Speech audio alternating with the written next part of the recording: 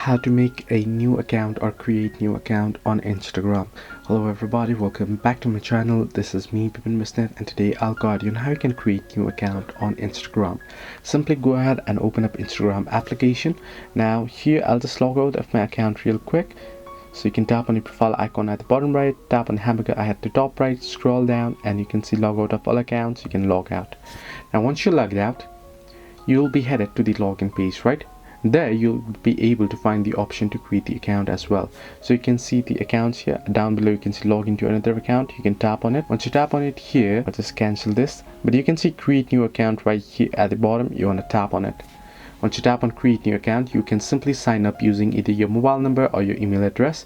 If you want to enter in your login using your mobile number, you can enter in mobile number. If not, you can tap on sign up with email, enter in your email address, then tap on next. Then it will send a confirmation code to your email address. Then you want to enter in all the details and go through the prompts, after which you'll be able to create the account easily.